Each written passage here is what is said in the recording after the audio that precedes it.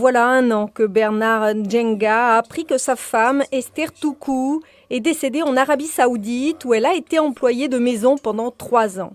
Les autorités saoudiennes ont signalé que sa femme s'est suicidée au domicile de son employeur, raconte M. Njenga, qui pense que son épouse, mère de 4 enfants, a été assassinée. Le corps de ma femme ne portait aucune marque qui montre qu'elle s'était pendue, car il y aurait eu des marques autour du cou. Nous nous sommes rendus compte que son corps avait été enterré parce qu'il était très sale et qu'on aurait dit qu'elle avait été poignardée au côté gauche. Cela n'a rien à voir avec une pendaison. Les autorités kenyanes affirment que depuis novembre, au moins 23 travailleurs domestiques sont morts alors qu'ils travaillaient au Moyen-Orient. La plupart de ces décès sont survenus en Arabie Saoudite. Les autorités saoudiennes ont signalé que 23 décès résultaient d'un arrêt cardiaque.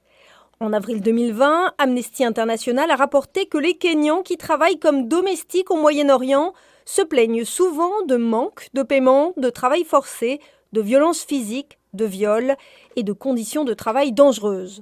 Aujourd'hui, le Kenya offre une formation à la sécurité aux travailleurs domestiques qui acceptent des emplois à l'étranger.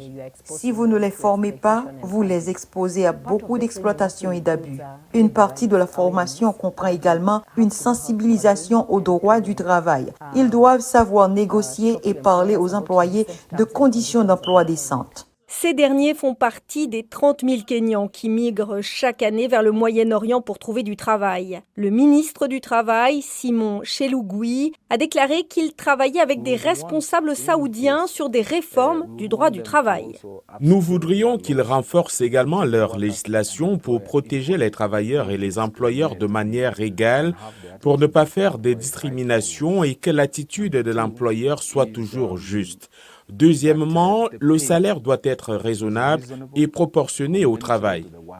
VOA a contacté l'ambassade d'Arabie Saoudite à Nairobi pour obtenir une réaction sur ces allégations de mauvais traitement et de décès de travailleurs kenyans. Dans une réponse par email, l'ambassade a déclaré que le royaume ne tolérerait aucun mauvais traitement illégal envers qui que ce soit et a déclaré que Riyad travaillait avec Nairobi pour protéger les citoyens de toute infraction. Pendant ce temps, les responsables affirment qu'avec environ 2 millions de jeunes diplômés chaque année, selon les chiffres nationaux, et seulement environ 800 000 nouveaux emplois, de nombreux Kenyans vont continuer d'aller travailler à l'étranger pour trouver du travail.